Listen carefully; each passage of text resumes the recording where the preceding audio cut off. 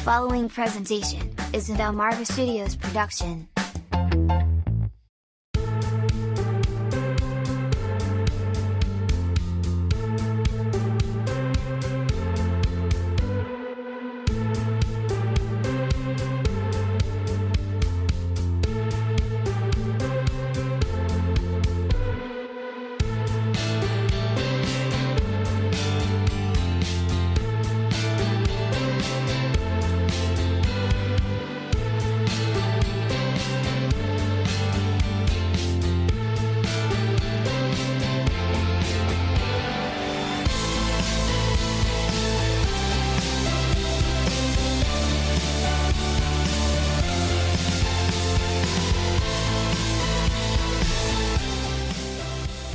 Welcome back, Truth Seekers from around the world. It's time for another edition of the Flat Earth Files. We are recording on this May 11th, 2023, on the cusp of Mother's Day weekend. And with that being said, I hope all the mothers out there have a tremendous weekend and are able to spend some time with your family. We have a great guest standing by. Daniel is joining us from Calgary, Alberta, Canada. Right after we do a few housekeeping notes here, of course, the website is theflatearthfiles.com. Again, it's theflatearthfiles.com. Check out the chat room. Jump in the forum, post your questions there. It's a very, very active site. You can also leave a message on our SpeakPipe. I'm going to try to get that bumped up to more than 30 seconds because I know that a few of you out there have left messages within the last 2 weeks and kind of got cut off. So I'll try to get that fixed, and I'll certainly let you know when that's been extended. And then, of course, if you'd like to come on the program like Daniel has this evening, it is the Flat Earth Files at gmail.com. Again, it's the Flat Earth Files at gmail.com. All right, all that is out of the way. Let's kick it off with tonight's episode. And joining us again from Calgary, Alberta, Canada is Daniel. Hey, good evening, sir. How are you?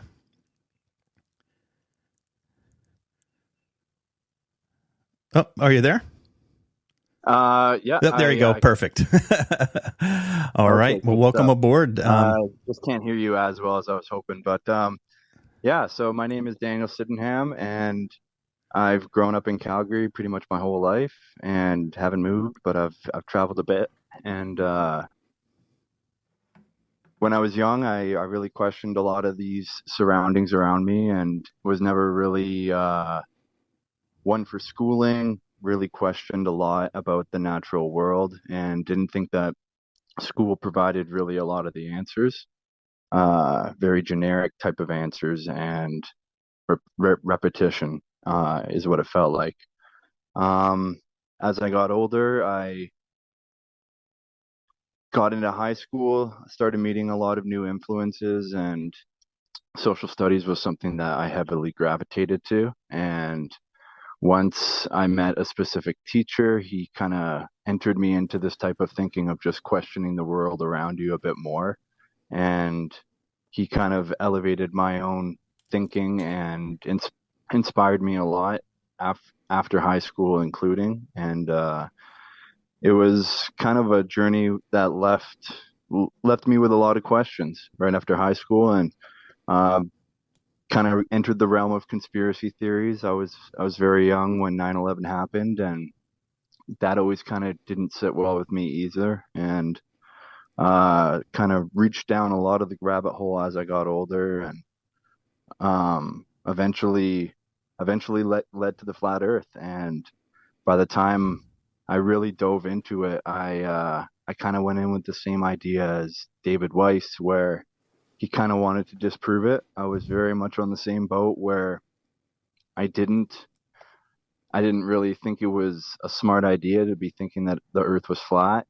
And as I got pretty deep into it, I went into it with more of a biblical sense, more of a scientific sense, and kind of found a lot of the answers to some of the questions. And the more that I dove deeper into the Bible and how the Bible relates a lot of this, it's kind of helped me to become almost a born first time Christian. And I've had a lot of ups and downs, but now that I see and have the light of God guiding me, it's really affected me and changed my life personally. And there was one guest that simply stated it exactly like that. This is personal.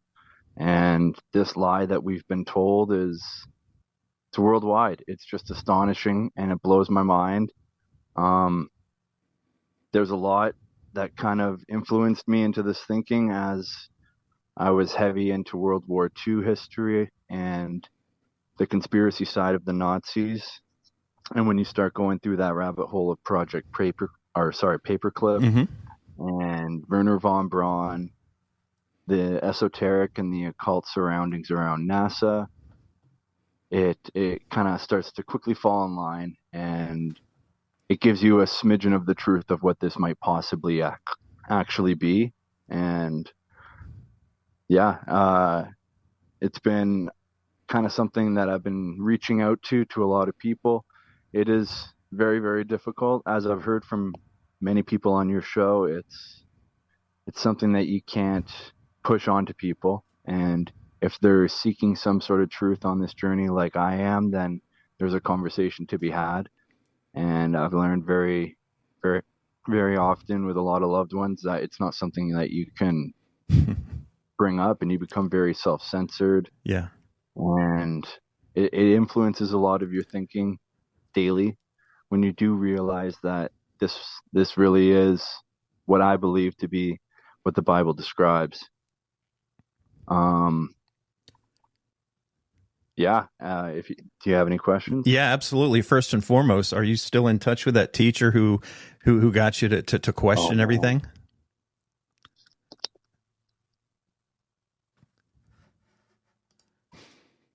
Yeah, so I reached out to him, and I think as time kind of went by, he might have not remembered my name or just the general impact that he might have made. So I've reached out a couple times and sent him some links on some of the information that I've found that I think might be interesting to him. And we kind of tried to keep a distant communication. He's a family man, and he's still working as a school teacher. So sometimes it can be hard, Sure. which is understandable. Yeah, absolutely. I guess he's been doing it a while because you've been out of school for, I guess, 14 years or so. Yeah, it's been quite some time. What was the first real rabbit hole that got your attention and really got you to start to question your history books? That's a great one. When it came to the history of world wars, that's what kind of influenced me right from the bat. There was a lot of skepticism and speculation in my family that we might be related to Rudolf Hess. Oh, wow. And it kind of, the first book that I bought regarding regarding the topic was Jim Marrs' Rule by Secrecy.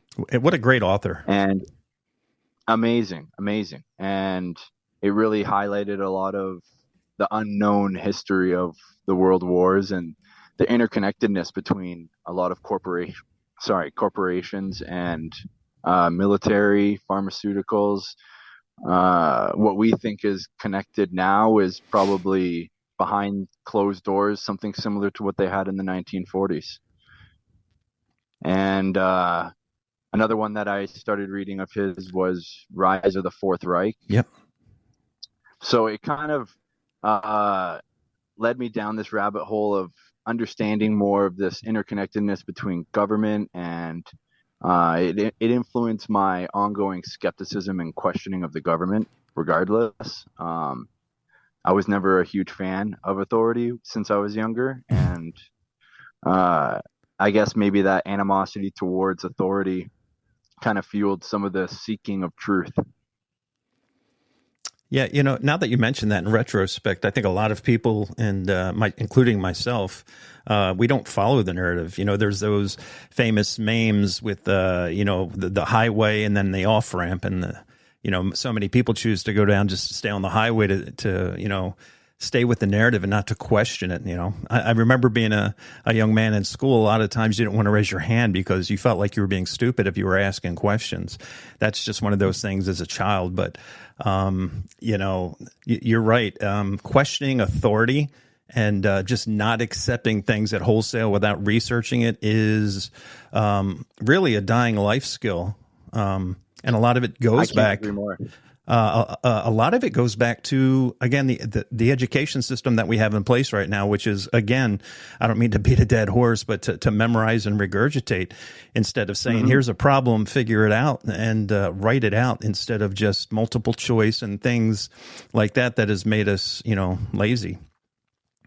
Critical thinking is a dying thing. It is unfortunate. I think, like many of your own guests that you've had on previously, I found myself being similar to what they call a black sheep in the family, where, you're the only one that does think like this, and you have questions that maybe your family members don't ever ponder. And I'm lucky to have the friends that I have, and they've kind of been able to see the world and question it with me. And it's a blessing, because school, I think, is, when you really dig deep into it, you really find out what it really means. It's an indoctrination camp. And I know members of that you've had on previously have mentioned the same thing. It's a deep rabbit hole when you really go to examine it. Indeed. And before we get too far, I should mention I've actually had I do a classic audio series once a week on my other podcast, and I'll drop some old audios, a lot of Bill Cooper stuff, but I've done quite a few episodes of Jim Marrs. I highly recommend the book you mentioned, The Rise of the Fourth Reich. The Rise of the Fourth Reich. In the late 80s, he came out with Crossfire, which is a tremendous book about the assassination of JFK. Yes. Interesting enough, the book that came out right about the same time he died was The Illuminati. Which literally came out the year he died. So for folks looking for some reading materials, please, I urge you, seek him out. He's a tremendous writer. You had mentioned before we kicked off the show that you had actually reached out to some of the previous guests, and that is really that makes me real happy that the community has actually come together. People go to that show description and actually take the time to email folks. What has that interaction been like for you? Well, I got to start off by saying I can't thank you enough for the community that you've been able to help create. It's amazing. I've reached out to a couple past guests. Sarah was one of them, Megan. And, she helped with just a lot of the mental stresses that you go through when you do just start to discover this. And, you look out at the real world when you're doing things like driving and listening to your podcast, and it really does hit home what this really means, and it can be overwhelming for a lot of people. And to hear what she had gone through, because I remember she referenced how it fucked her up for months. And that's kind of where I felt was, I need to reach out to someone who is a part of this community that I adore so much, and seek advice and seek some strength. And she was very willing and open with the conversation, and she was just as pleased as you are, because, again, it means so much for a lot of people just to have someone that is on the same level of thinking as them, but also, they've questioned that same thought where it's, am I fucking going crazy? And they're there to also say, hey, no, I've had these same thoughts too, and I'm here for any type of support. And she really was. She was very supportive. So I can't thank her enough. It's been wonderful. Like I said, the community that you've been able to create, it's very supportive and loving. That's awesome. And I think there's a lot of people out there who can resonate with your message, because I get those kind of emails all the time. We, in a way, I guess the further down the rabbit hole you get on some of these things, the further away you get from, I hate to use the term, but they call them the normies, right? And it is like today I had a lunch with a friend and a family member, and they were talking about random things, and I so much just wanted to start talking about different things, flat Earth and other type of things. But if I even try, I know that the audience I had, and that's the other thing, you got to kind of read your audience and I guess pick and choose when the opportune time was. But you can just feel that it would just, I don't think people understand the importance of, and I guess that's what, trying to word it without sounding because I don't like to sound like we have this special knowledge, because I don't mean it like that. But I just don't think that people really understand the importance of and the levity of the truth and how big the lie is. And I didn't, and again, until I finally put my guard down, and like you, I went in to just disprove the silly flat earth thing. Once you realize the magnitude of the lie and the importance of it, how evil it is, you really, it hits home. It hits it really home. Does. Yeah. Go ahead. It really does hit home. And it's like a previous guest said, it feels personal. And, you know, it's something that is unfortunate. You know, I've taken almost a disliking now to some of the things I used to love, like sports, because I see this veil. It's that partial veil that's been lifted for us, I think, where it's similar to what Manly P. Hall said. Yes. The veil of lifting will, once you realize the symbols, the veil will be lifted for humanity. Yeah. And I think the world is made as a business, very similar to what is mentioned on the network. And people, I think, are scared perhaps to realize this truth and realize that there might be some sort of judgment for them in their life. And, you know, I think one of the biggest things is I think people might think that they wasted their life not knowing this. And I think it is that depressive state where people are happy with their reality and they don't want it to change. But it's like many believe, it's similar to the Matrix, and they've created this illusionary world for us where Lucifer runs the show. And when you start diving into that sort of conspiracy side, it gets dark, but it's good understanding to really understand that this is a spiritual war. And people, it is hard for them to want to think of religion as something that might actually be real or something that might have actually happened in the past.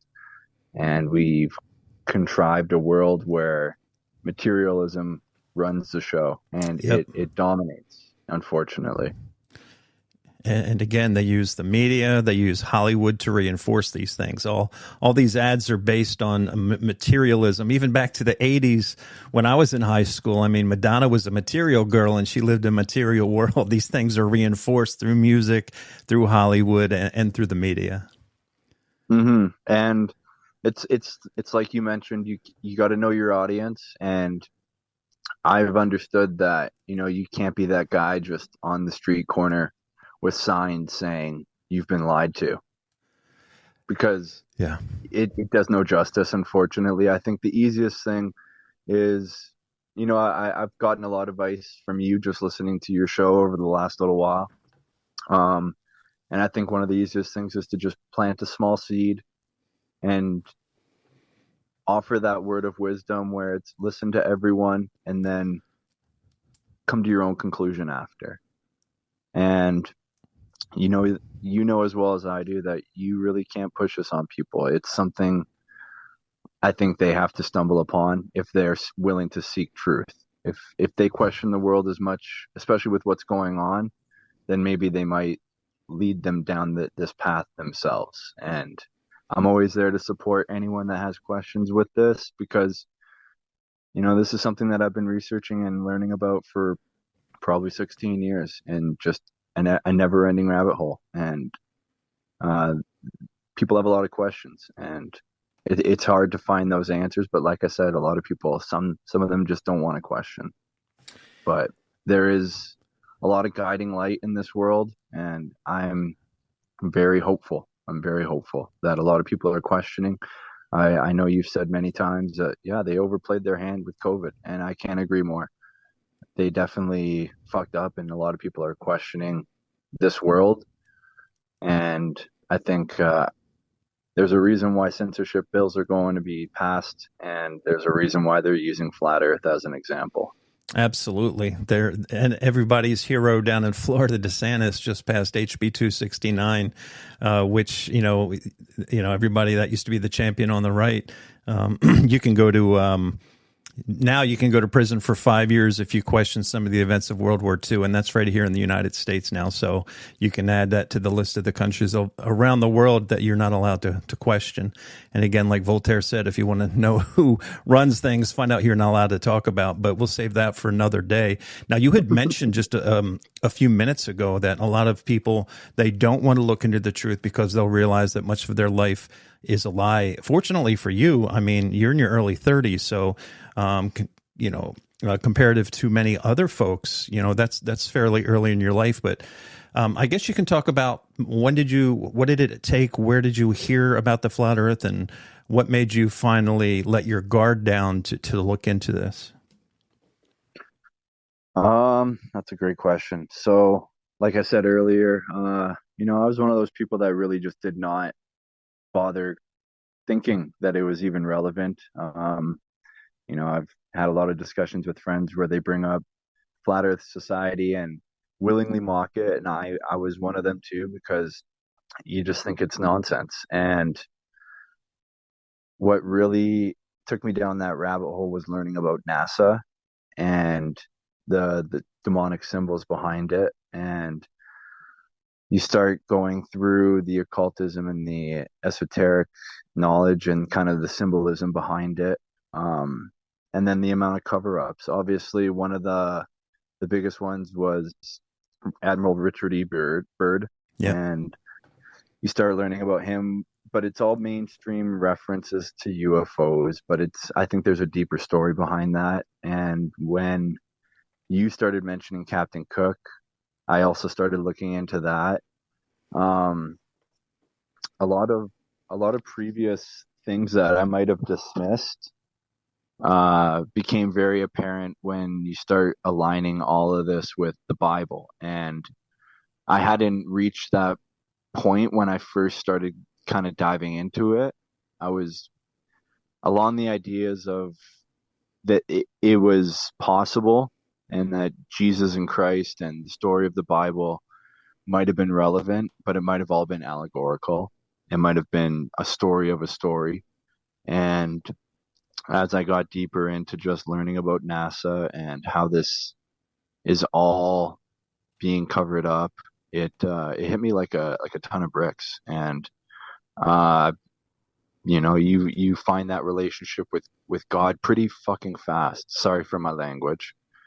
And it scares you almost. And again, when you start looking at the natural world around you, and you look at the sun through the clouds, and you see the rays coming down, that was one of the biggest things. I still remember to this day driving to work, and I think I was probably in the first week of listening to your podcast, and I almost had to pull over. It was just a very emotional drive, and started bawling because, again, you realize that so much of the information that's been presented has been skewed, and when you start really just seeing with your own eyes, it really makes all the difference.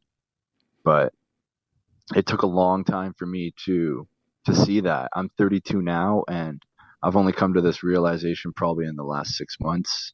And a lot of it was led from, I kind of think it was my last conspiracy to really go after. Was able to look at a bunch of videos from David Weiss and bought a couple books, started looking over the flight path emergency landings, and it was very, very easy to make the conclusion of what we are on. I kind of had this belief that we were in a realm, and that, again, you've mentioned it, the media kind of tells you this through a lot of the movies and imagery that they show. And I remember having a conversation with my brother and just asking him, do you think it's odd that in Thor they say like Earth is a realm?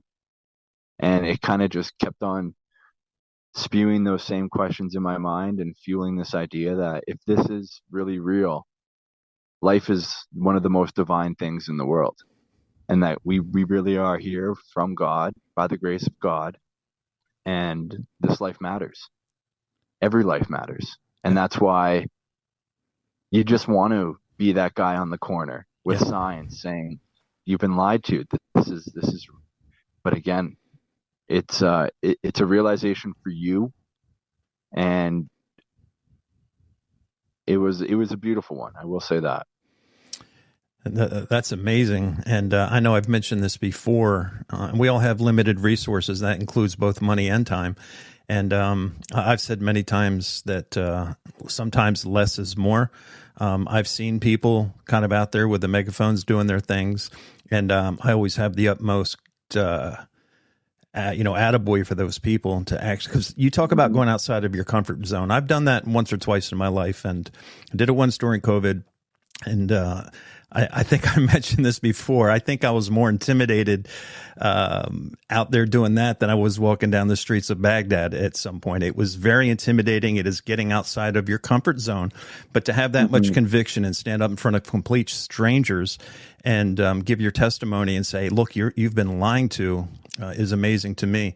But in this particular situation, I've been really thinking and praying on how to go about this. I think the smartest way to do it, again, it's about resources. I'd love to come up with a very,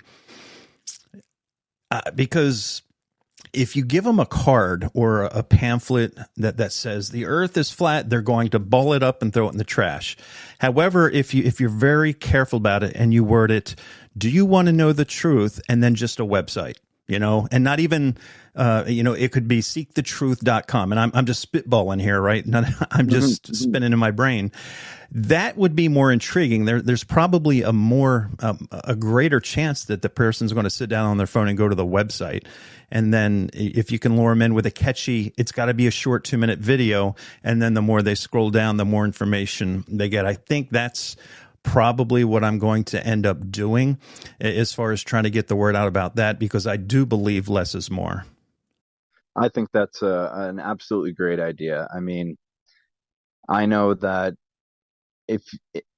because so much has been hidden, it's going to be a central shock. But if you can kind of take their hand with them and lead them through, and if it just takes one question and a possible couple answers in a short 2-minute video, then at least again that could be the seed that just makes them continue and keeps on going through the website. There's an ever amount of information and knowledge that truly has been hidden from us, and I think it is worth doing that, because I think it's just one way that you can help, and I think that's amazing. Let's talk a little bit more about your awakening. Was there a certain piece of evidence, like was it the firmament? Was it Flight Paths? Was there a certain piece of information that you kind of like, yep, we're definitely not on a ball? Well, I know that I started going through maps, and I know that there's been one that's come out recently, the Astrolabe and the moon maps have a very similar kind of inkling of information from each one. They're very, very similar, and the maps was really what kind of took it over for me initially to start. When I started digging into this flat Earth, I originally started with learning about the history that might have been stolen from us, and maps were one of them. So the more that I was digging down this rabbit hole of what really is our past, and is it Tartaria, is it Antiquitech, it just led me down this map finding route where it just seemed like all the maps from the past were completely different, and there was different lands, and some of them there was no ice, and most of them were in a flat Earth depiction. Most of them were in a round ball. And it just made me keep questioning, like, was this a common knowledge back in the day? You start learning about the education system and how it was taken over, and how in the early schooling of the 1860s to 40s, or sorry, 60s to 1920s ish, it was very, very common to be talking about flat Earth. And it was generic. It was almost very well known. And then when I started going down part of the religious side, you start seeing the cosmology of every past culture, and it's all the same. It's all the same. The firmament. I remember the GoPro video, or sorry, not the GoPro, or the Go Rocket. Oh yeah, the Go Fast rocket. Yeah. I questioned that right off the bat, but when I showed it to my friend, his immediate skepticism of it made me want to inquire more. And then you start looking at old Britannica encyclopedias with proper coordinates and heights, and it like I said, it falls in place very, very quick. And there's a lot. Sorry, I'm just kind of going through a couple of my notes here. No worries. Can I ask you a question? Because I do recall in your email that you had mentioned that you've been gone down the Tartaria rabbit hole. What are your thoughts on that? Are you able to expound on that and kind of explain it to our listeners what that's all about? So luckily there was a couple YouTube channels that I found that described what these buildings might be and how it might have coincided with Christ's millennial reign, and this mishmashing of the Bible and the New Testament and the Old Testament. And when I started going into Tartaria, it started kind of maybe dawning on me that time and history have been completely relinquished from us and been taken over. And all of these buildings, I think, might have been built at a time where Christ's millennial reign had happened. And there was 1,000 years of prosper for every nation. And I think that's the ability on and timeline on how these buildings had the ability to even be developed. You know, if our history shows that every nation was always warring, then how could any of these buildings even have been built without them being immediately demolished or taken over? Or the whole history of our history really made me question everything that might have been. And when I really stumbled into, there was an author named Anatoly Fomenko. He was a Russian mathematician, a genius as far as many people were concerned. And he started correlating all these history gaps and phantom timelines where it seemed like the history that was told by the Jesuits was like a repeating one. Same names, same dates, same groups of families were always conquering and taking over compared to the story that they were creating. And it made me believe that we are truly divine and that we've experienced this fall from grace.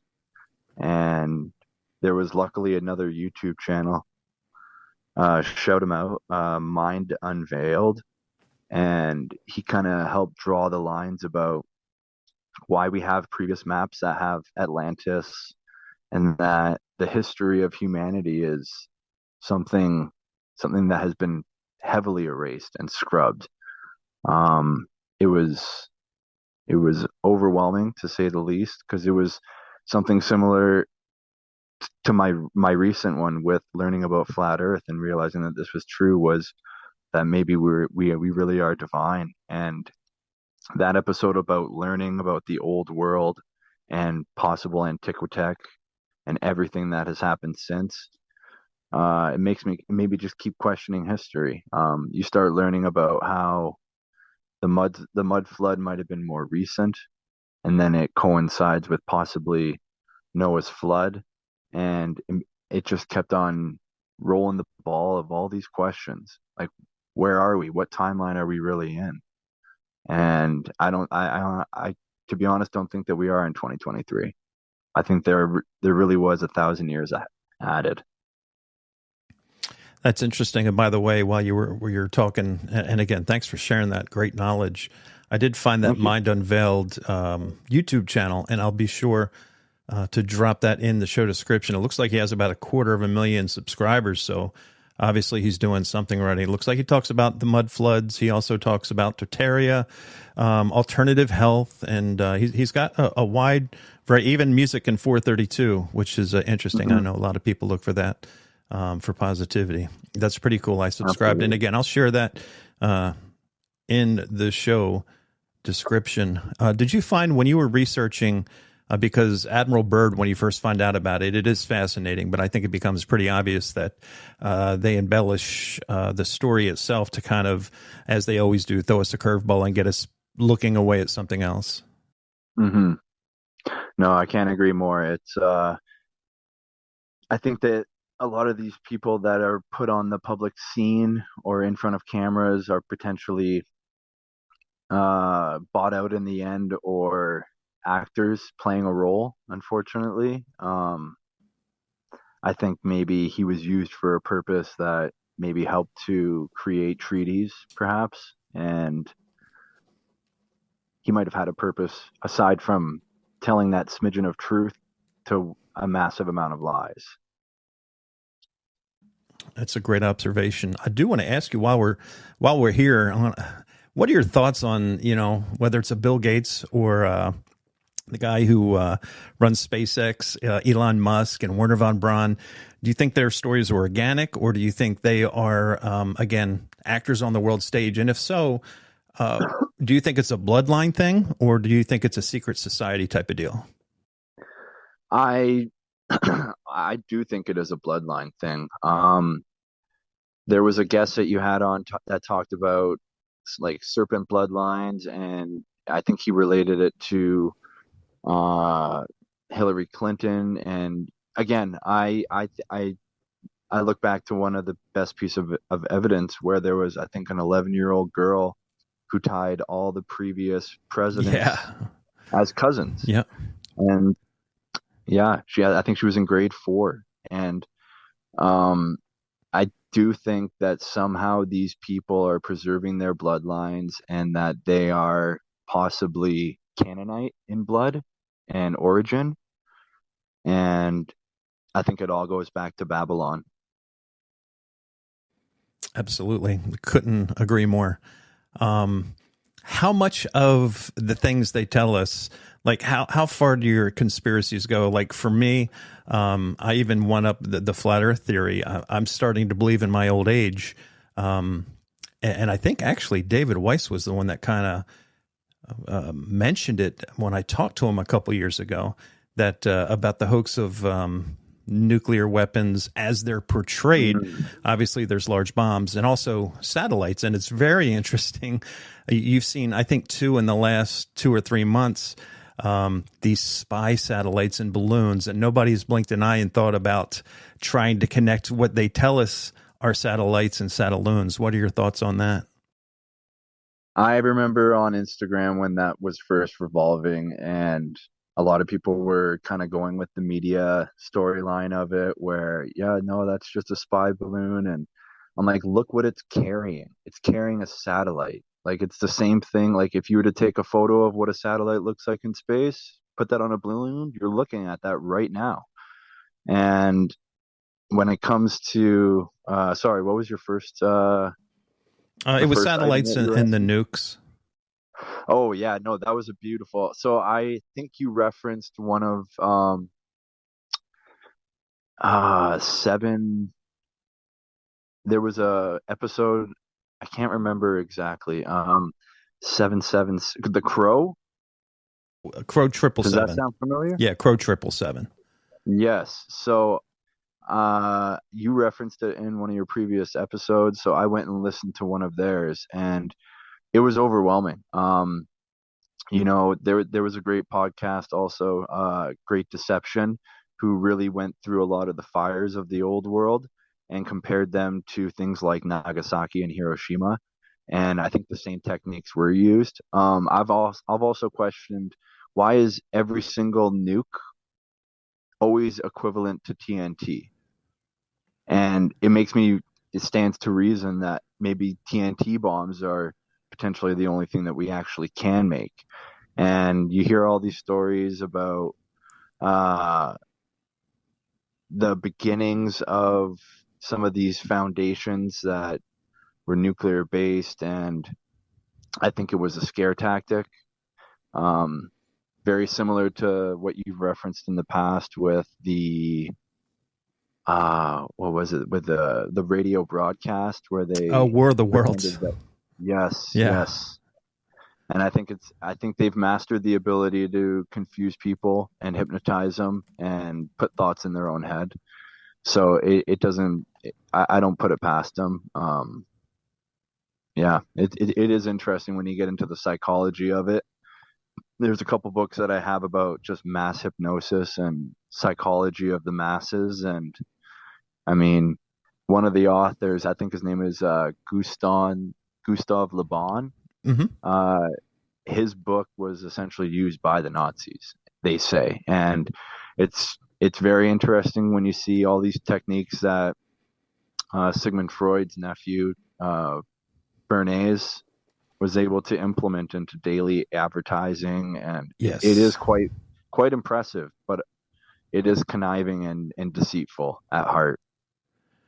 Indeed. And it's interesting whether it be NASA with our tax money or Netflix with our subscription money, they use, because look, you work to earn money, and part of that goes into taxes to be deceived by NASA. And then everybody Mhm. likes to, after a hard day's work, have a meal with your family. You want to put your feet up and forget about your hard day. And it's interesting when you really, after you've woken up and you have time to reflect, it's interesting how you basically what's the word I'm looking for here? You're basically paying your slave master to deceive you, right? Yes. It's you just shake your head. And that was one of the things when, again, 9/11 and all these things were a bit of a punch in the stomach. But when you realize that the world, that we're not on a ball and how big the lie is, it's just, like you said, it was really overwhelming. I remember walking out of the house. I was living over across the way from Dover Air Force Base, and I just started walking, and I ended up like near a creek, like almost a mile away from the house. It's just, waking up is a powerful process. It's very emotional. There's highs and there's lows. There's kind of a release of breaking the chains of being free, not to be too dramatic, but that's really what it is. You're breaking the chains of Satan and his deceit. Yes. The word deceive appears in the Bible, I think 67 times. And, he spent a lot of time, I think the story goes, Jesus went to the desert to fast 40 days, 40 nights, and Satan appeared 3 times to tempt him. It's like, hey, Mhm. if you're truly the Son of God, just turn those rocks into, loaves of bread and eat. Imagine what he does to us on a daily basis. There has only been one person in this entire, 6 or 7,000 years that the earth has been here, not 4.54 billion like they like to tell us, that has been perfect. And they have done a tremendous job, and they have powerful tools, which they didn't have so much back in the day, but the printing press, they used that when it became popular to mold people's minds, and then radio, and now they have TV and social media. So, and you see, I don't like to use the word, but I call them zombies. They just walk around with their cell phone in front of them, doing everything but looking for the truth. It can be overwhelming. I will say that. I am, like I said, I'm the only one in my family that thinks like this, and I have a father that loves CNN and is not interested in any of this type of questioning. Um, but again, when you do have that realization that there is a real purpose for your life, you find that you just want to share this joy and love with everyone.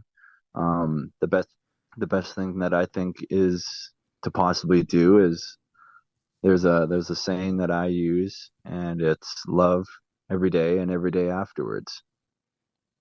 And I think just that simple message to yourself is something that can easily help to change the world.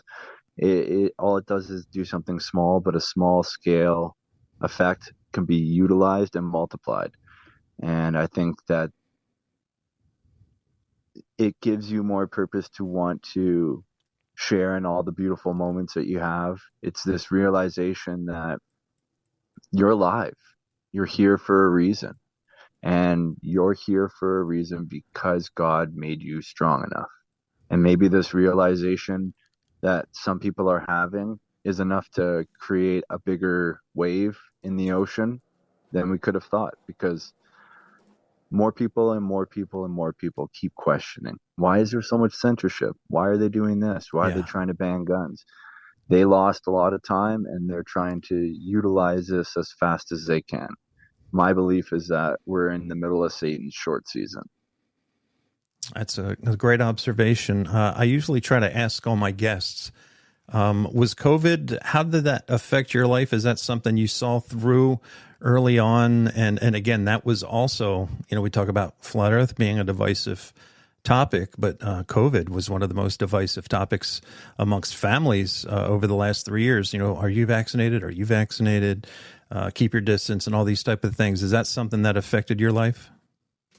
Heavily. I had two other friends that I talked to about this very early on, and I knew it as a play in one of their playbooks of multiple playbooks for the New World Order.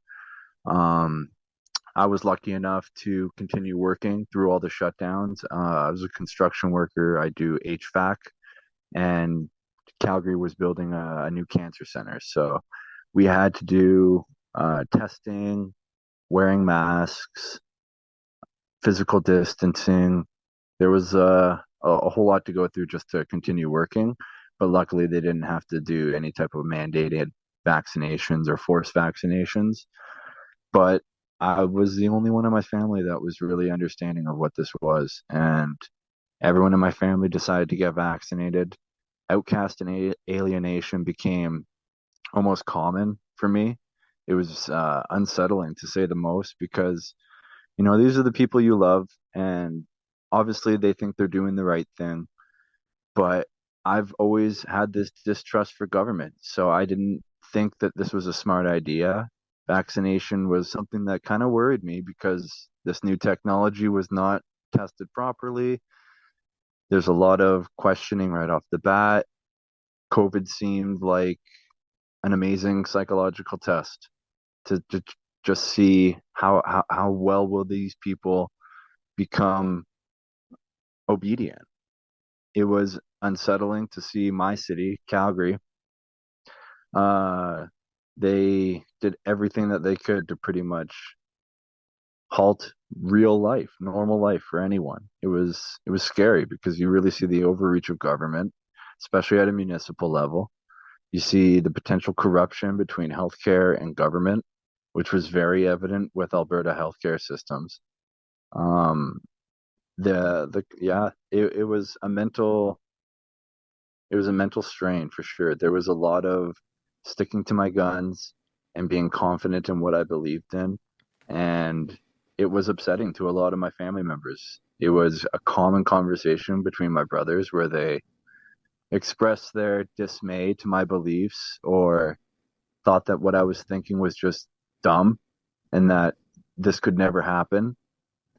But I kept referencing that, man, I've been talking about this for like 15 years now. I've told you guys about New World Order. I had a brother that introduced me to the idea of a one world government because he read it from the Bible when he was younger, and it influenced that scary thought of, oh my God, this all might be real and they might be trying to make their push.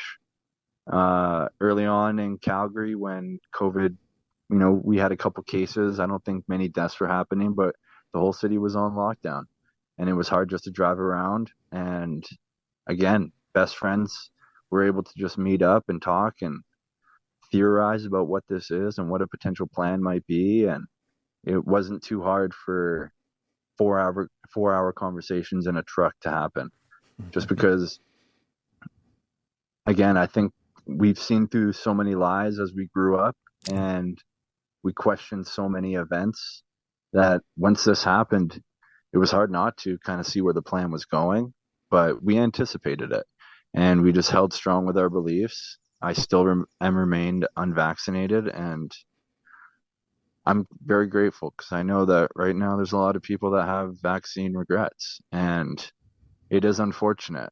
Um, I think it was deceitful, and I think again it opened up a lot of people's eyes to what this really was and questioned government the same way that I have. So it is a small win, and I hope people are able to find help and support through that because there's a lot of injuries that have happened since. And, I always look back to some of those videos where, there's people in nursing homes and their children are there to visit and they're behind glass. And it's heartbreaking. It really is because humanity and humility were all removed in one night. And you really start to understand how easily people can be manipulated. And again, when you're able to see kind of the tactics and the techniques being used, it's very easy to see through and be a bit more understanding to what was happening.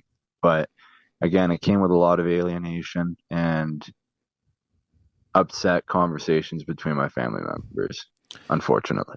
Yeah, and you had mentioned, there's some folks out there with vaccine regret. Now, in retrospect, here, and we're almost halfway through 2023, has any of your family members kind of digressed a little bit and said, hey, maybe you were right?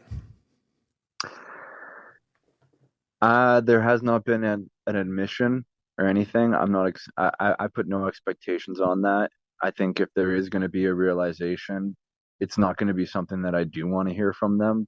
Um, I want them to be true with themselves. I Okay, don't want them to be apologetic to me. gotcha. I understand the stresses that they were going through, Sure. and the biggest thing is that people like you and me, we see the world in a different way, and I don't I don't think that it's anything bad, but you also can't blame the other people for the way that they see the world and how they also reacted. Um, Fear was used, and it was the greatest weapon, unfortunately, and I just made sure not to succumb to it. And that's what they do. That's the term I use. It's fear-based mind control, and it's they put, whether it's visual like 9/11 or they were very smart, because if you remember, they started planting those seeds in like January of 2020. They were showing these very brief clips from China, people just collapsing in the streets, and you saw a couple body bags, and then of course they brought up the ships into the New York harbor. We've got this Navy medical ship here because there's going to be so many people sick. So, fear is one of the most powerful tools. And once again, you had mentioned it earlier, that the War of the Worlds episode, I think they were like, wow, people will buy anything if you tell them. And I think that's what we saw over the last few years. And kind of getting back into the flat earth, it's been said for quite a long time. I think it started when Project Bluebeam became public, and then everybody plays the clip from Ronald Reagan. If there would be just one event that would unite the world, it would be something from another, Another world, another external world. So they're force. planting these seeds. What are your thoughts on that? Well, I remember I started looking into that pretty early when I first heard about it. I can't remember the gentleman's name, but he was the one that first exposed this to the world, and then he was shortly killed shortly after, unfortunately. But most of the time, when you do search up Project Bluebeam, his name is the one that comes up. Um, and when I really started looking into it, and that the fact that they had plans to use it during the recent invasion or the last invasion after 9/11, um, you start kind of seeing, and also there's the admission of Werner von Braun on his deathbed saying, don't fall for the fake alien war. I think that they have multiple tricks up their sleeve. I think essentially the spraying the skies that we see are them trying to essentially create a hologram screen or like a backdrop in the sky so that they do have the ability to display whatever they would like. And it could be the fake second coming of Jesus. It could be my recent thought was maybe they could use it as a backdrop for a comet and then blow up something as a result of Wow. it. There's so many possible scenarios. I've heard that the Phoenix Lights that happened in the 90s, I believe, was their first test of a hologram simulation. And I can't remember who I heard it from. I've heard it through a couple different videos, just surfing the web and whatnot. But you start questioning, like, can they project this in the air from like a plane? Like, what possibilities do they have? Um, I think that the fake alien war could easily be one, because the thing that worries me the most is that they have the ability to control the weather. And I think that if they were able to use this scenario where archaeological discoveries have been found that dispute religion, then they could also create this fake alien, maybe not invasion, but welcoming. We've returned kind of thing. We are your gods. And then this this belief that space continues, and it might be a possible satanic plot, and it it really has so many possible scenarios. Just, I mean, you can really use your imagination for anything. You made a couple interesting points, and I always say that they use Hollywood to kind of mold people's minds. I think there would be a great amount of people that would be excited for something like that to happen. You see, I was listening to somebody the other day. This is kind of off point for a second, but he had mentioned that people will stand in line for Star Wars movies and things like that for hours on end, and then sit through a 3-hour movie. But when they're in church on Sunday, once they go past an hour, people start looking at their watches. But I think a lot of people would be excited about that type of thing, right? I think that you're absolutely right. I think they love the idea of space. I think that's one of the easiest reasons why people believe in NASA. Even, there's a lot of Christians that believe solely in the Bible, but have faith in NASA, that there's a solar system, and that, so it's this combining of mixing of cosmologies and religion, where I think that they have that upper hand, where they've been able to create this excitement in case they do find life, or if life comes here. But we don't really know what potential that may bring. That's the only unfortunate thing. I don't believe in the idea of space. I don't believe in the idea of aliens. I think, if anything, it might be the extraterrestrials from potentially worlds outside our firmament. I think there might be multiple firmaments, but the thing that I think a lot of people need to realize is that we really can't know what we're on. I don't think we really do. And once you really start from that level ground, it's a bit easier to kind of question and think about the possibilities of a flat earth more than a ball. And that was actually my next question to you was, do you think there is land, whether it be within our firmament here or Antarctica or outside? So I completely agree with the media telling you everything. I haven't gotten into Game of Thrones, but I know that there's that whole basis of like a frozen, or like the winter's coming. And I think that, yeah, there might be essentially something similar to the moon map more than anything. I think that there is more land outside, but I think that right now, because of the way that we're rotating in this firmament, we have a warm section of land that we're all living on, and there is a subsection of land that is possibly colder, further off into Antarctica. But it really is hard to say. Again, there's been a couple Instagram videos and hypothesis that there's multiple different ponds, and that's where we get all these names of planets like Mars, land of Mars, not Narnia. You have all these planetary bodies that are actually just ponds like ours. Right.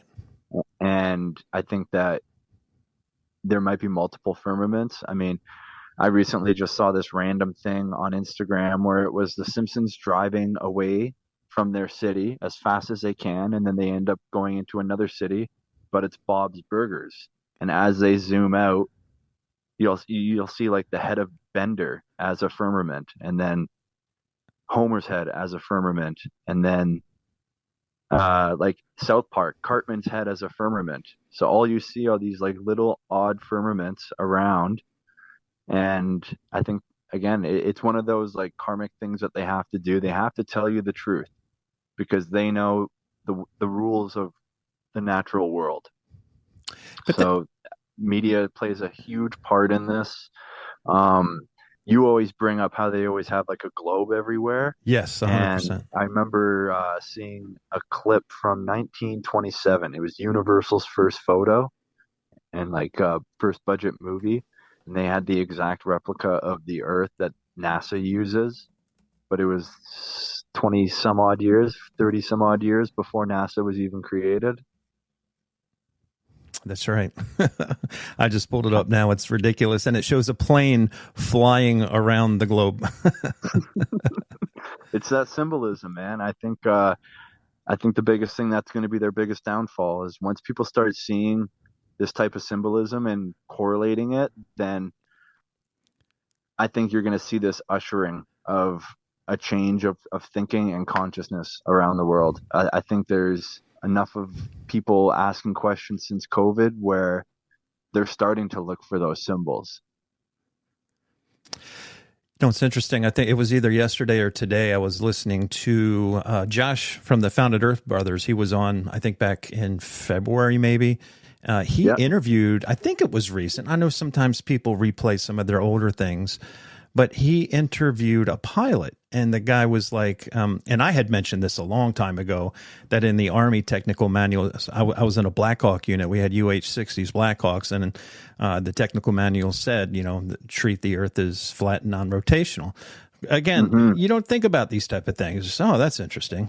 And then you start thinking about, well, if you're coming in east to west, or I should say from north to south, right? Let's say you're flying from Boston to Philly, and the globe is spinning at 1,000 miles an hour. How are you able to land?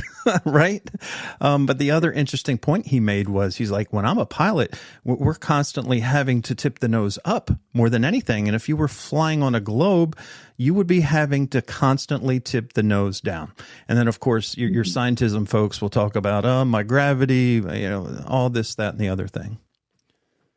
Magnetism. Yeah, there you go. No, I'm a firm believer that this is a magnetic realm that we live in, and positive in the air and negative in the ground, and that's why grounding works, and that's why stuff falls, and it's a magnetic attraction with density. That's right. And Kat, who's actually, we're doing our interview Saturday afternoon. I think it'll be released Sunday night. She's very brilliant with that side of the house, with magnetism, etc. And I think more and more I think about that and read into it 100%. That's exactly what's going on. But they want you to believe, once again, that none of it makes sense. And the more you think about it, you look at the globe and it's just like, it's ridiculous. And even, I've had people who I've spoken to people who have done tours in Antarctica. They have plumbers down there. They have commo people down there. They have cooks down there. It's a regular installation. They have all kinds of occupations. And they're like, I never felt like blood was rushing to my head. We weren't definitely upside down. And if you believe the globe, no matter what, if you're on Antarctica, you're upside down. There's no two ways about it. And I know that sounds ridiculous, but is there any other, how do they explain that to us? Oh man, it's just convoluted lies and fancy math at this point. Like I said, I think most of these people that are on these professional stages are just that, actors playing a role. And I think that's one of the explanations, I think, on why the moon landing was so easily able to be faked was, they hire police, they hire firefighters at the staging ground. There might not have been anyone in the shuttle, but, all these cops and all these people that are on technical boards and they're on microphones doing countdowns, they're there to do their job. They're not questioning if they're playing a role or not. They're just there to do their job. And I think It's similar to the Manhattan Project, where it's you dissect all these divisions and departments and convolute the information so no one really knows what the other person's doing. And it becomes very, very easy at that point, I think. And by the way, I don't know if I've ever said this. I don't believe a person has ever been inside a rocket before. Well, I think, see, I'm a little torn because obviously that the guys there's a video of I guess it was the guys from Apollo 11 that were using the window, to kind of make it look like a ball globe. It was a round window, and they were using that. But certainly, I don't believe anybody was in the Challenger. What are your thoughts on that? We're kind of creeping back into NASA. And I think it's I'll be quick with this. I think a lot of those conspiracies about the people being alive still is absolutely true. Absolutely. I think if they were ever going to be doing a fake explosion, it will be with this next one, Artemis. And I don't think that the people will die. I think they're going to use this as a potential next way to do trauma-based mind control. I think they're going to have like a Columbia #2 kind of thing coming up. That's my prediction, though. Yeah, I've had a few people tell me that, and I think a lot of it will have to do with the date because they're all about their numerology. I've said before, July 20th is the 201st day of the year, and that is the Jesuits' favorite number. That's why they absolutely Event 201, which was the practice run for COVID. The number 201 is very big to them, and they mock us a lot too. Like what was the name of that astronaut back in the 70s and 80s? Sally Ride. I mean, come on. And then you had Neil A. Armstrong. The A backwards with Neil is alien. There's a lot of mockery in these type of things. Well, that's the funny thing. I remember when we were chatting about the nuclear bombs, one of the girl that was highlighted around that whole Crow 777 podcast was Mary Curry, I think was her name. Mm-hmm. And right off the bat, they're like, say Mary Curry 3 times. And again, it spells out Mercury if you say it fast enough. And that was her whole story that she was given in history, was that this girl essentially, I can't exactly remember the work with Mercury that she did with the atom bomb, but it's that wordplay, the wordplay and the word magic. Indeed. And it's funny, by the way, you guys should check out Sally Ride's story because, again, with the mockery, when she entered UCLA, she enrolled in courses in quantum mechanics and Shakespeare. So she was an actor. I mean, it's right in front of you. Oh, yeah.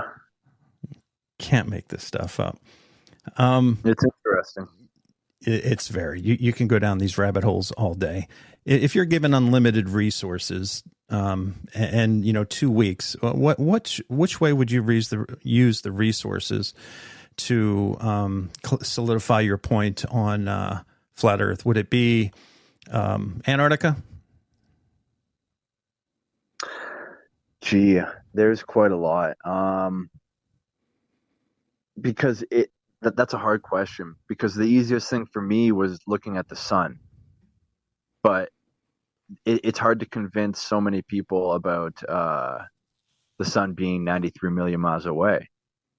So I think that one might be off the table. So I think Antarctica would be the biggest one, just because you can reference so many political treaties and countries that are there to protect it, which might raise a couple of eyebrows. But yeah, that might be the easiest one, I think. Or flights, do a flight path with someone. If you had unlimited amounts, say we're going to go here and let them be a visual observer. Yeah, that's a huge one. The easiest way. Yeah, and again, a lot of people say if, because you said you were talking about the Earth being magnetized. Why is it when they cross the South Pole, doesn't things flip? Well, yeah, that's a great question, right? And I think, I have the Flat Earth app, and one of the recent videos I think that was put out there was Dave with a compass, and just the oddities of the magnetic abilities where, if you think you're going east, you might actually be going south the whole time just because you're reading the compass wrong. But I think magnetism is something that has been not taught the way that it should have been just for that reason, so that people don't make these connections. The fact that we might have, a 6 foot aura around us of energy, magnetic energy that comes from our heart. That's That a, might be possible, but hmm. when you start learning about magnetism, you realize like, oh man, this might actually be the world that we live in. And there's a lot of examples and experiments, but I think it's been made sure to not be taught in schools the way that we're supposed to learn about it. I think the same thing goes with ether. Yeah. Tesla talked about it, Yep. but Einstein, I think, was there to rebuke it. Yep. Yep. Another actor on the world stage. It's interesting. You had mentioned Absolutely. the 6 foot with the aura, right? Hmm. Somebody had mentioned that within the last 2 weeks offline, and they said, "Isn't it interesting that during COVID, what was the distance that you were supposed to keep away from people? 6 feet apart. 6 feet Yeah. apart." And look how disconnected it seems that we've become as a society over the last few years. Yeah, I think when it came to the perfect idea for a virus, it would be one that makes humans stop being human.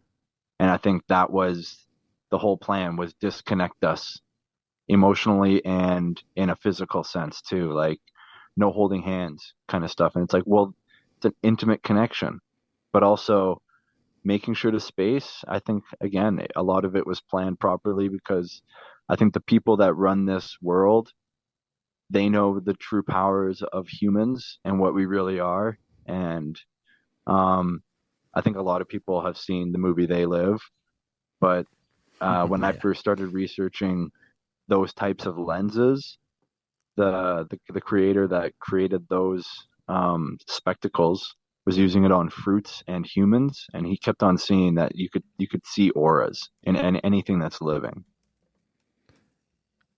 By the way, a little secret, that's my favorite movie. I actually have one of the original movie posters from, I think that movie came out in 87 or 88.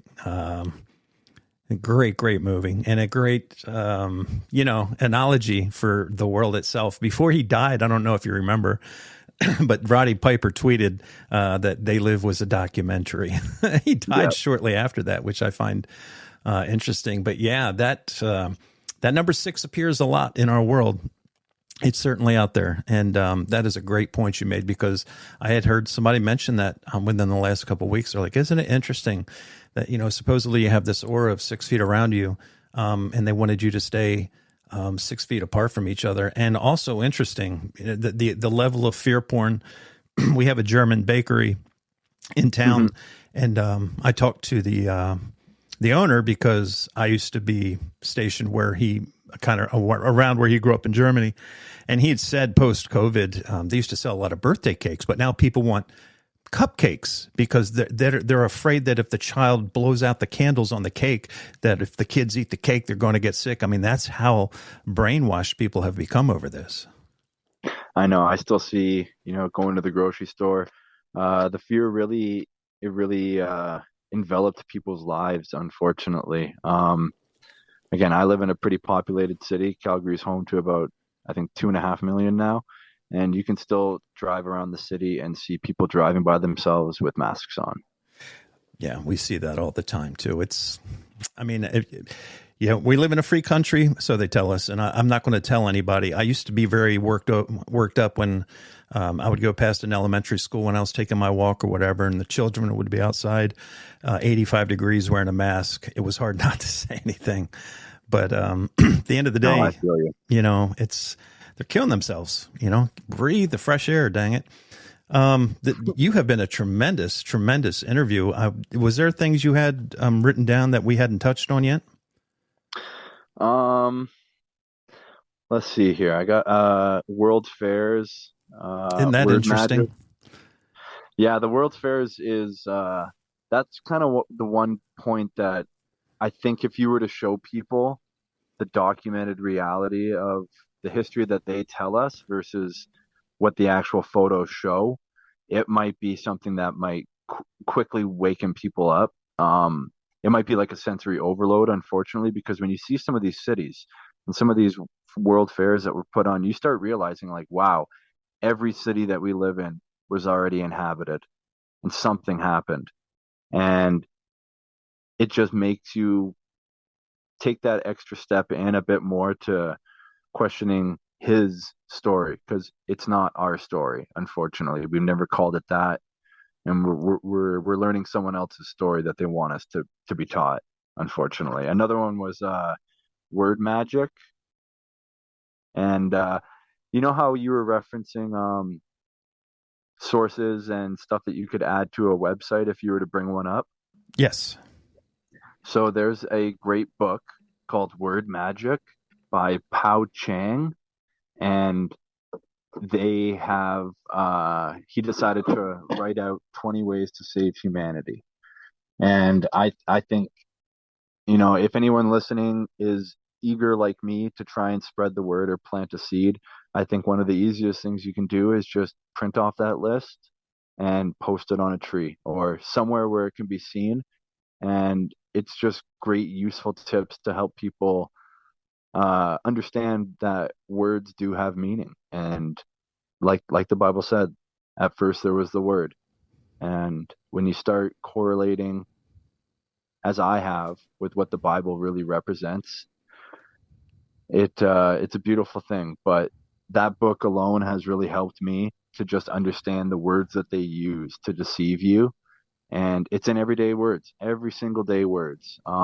Everything like weekend and library, those are all words that are used against us. The English language, if we truly knew it, we'd know how deceiving it really is.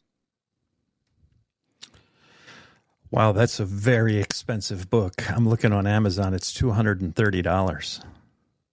Yeah, it's there should be some second edition ones that are a bit cheaper. Oh, okay. Yeah. I think I bought mine for about $30 with shipping. Oh, But okay. That's a lot cheaper.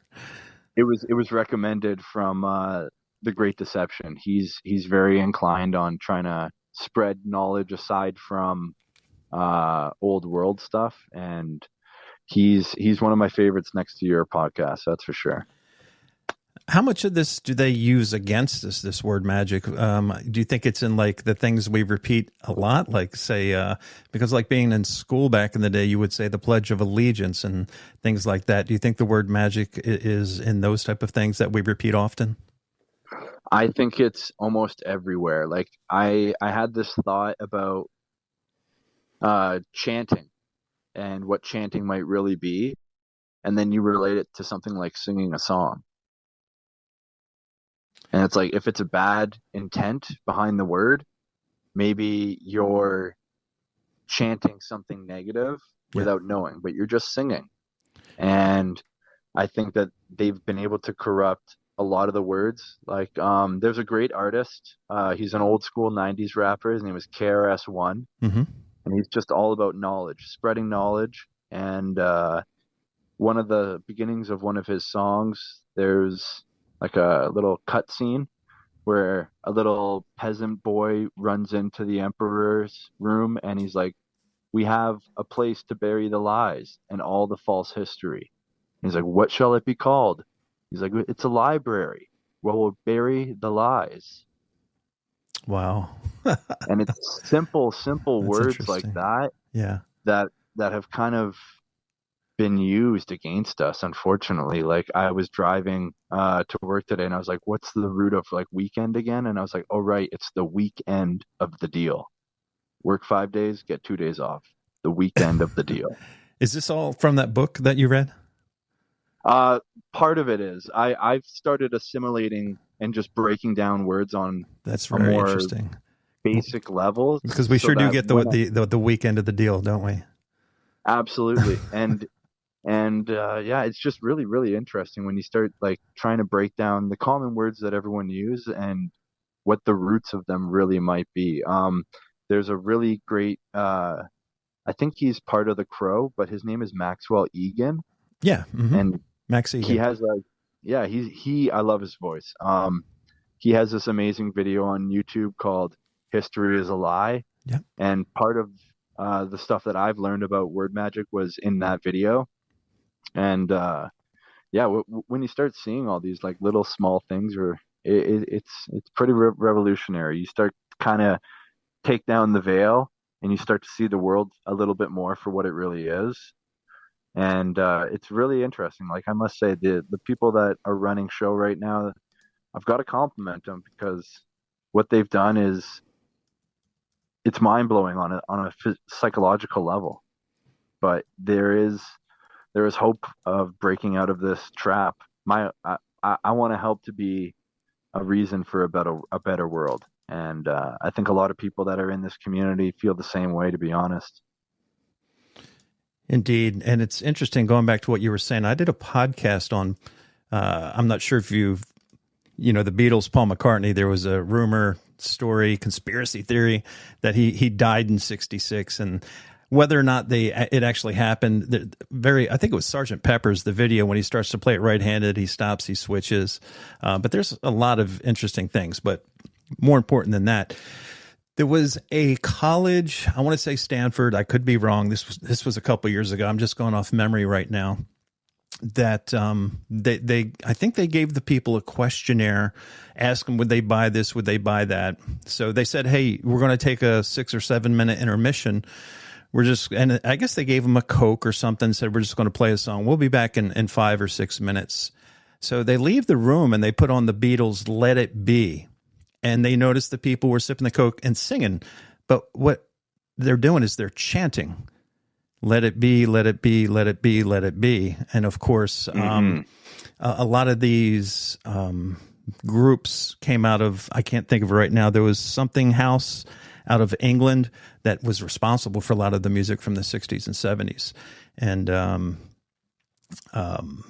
it's very interesting. So after the song was over, they came back and they asked them similar, but not the same questions. They answered quite differently. Like they were, yeah, sure, I guess I would buy that. It was very interesting. They became more open-minded and more vulnerable.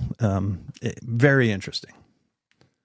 Yeah, no, a great one that I saw when I was younger was it was like a black and white film that we were studying for social studies, and it was a man enters an elevator, everyone's got their hats on, he takes off his hat, and then within a couple seconds, everyone starts removing it, and then he puts it back on as he walks out, and people that are still in the elevator put it back on also. And it was just this power of suggestion. And you break down how chanting might be the case with songs. It's in the same thing when it comes to the words like programming and channel. So if you were to like channel an entity or an idea, there's a reason why it's on a TV, is because that's how you channel it. Same thing with programming. It's TV programming, but it's programming. And it's these easy references that I think I think there's a lot of stuff to hypnotize people and make them not bored. Like I said, I think the world that we live in is designed to not ask questions and to not give you the free time to discuss the world around us. Indeed. And I think I've put it in before in the show description, but when Jordan Maxwell does his little speech about, I think it was maritime admiral law, but he Yes, actually broke amazing. down the words, like, words cut like a knife or like a sword. And the word is within sword. He did a tremendous job breaking that down as well. No, I'm actually really glad you included that in that episode, because I was sitting in my truck waiting to go play golf when I decided to listen to that 13 minutes, and just thought it was super interesting. And a friend of mine who kind of perked his ears up one day during conversation of word magic, I sent him that single podcast, and with a timestamp, hey, start listening from here. It's really neat stuff on word magic. And he ended up listening to the whole thing. And it was completely by accident. I never really wanted him to listen to it because I know he's not a flat earther. But it was a NASA episode, I think, that you started it out with. And you referenced how in one of the photos that NASA uses, you can see the squirrel. So, of course, he decides to look up the photo and confirms it. And it was an amazing like little breakthrough for him where he was like, wow, NASA does lie. This is awesome. That is So it's like, phenomenal.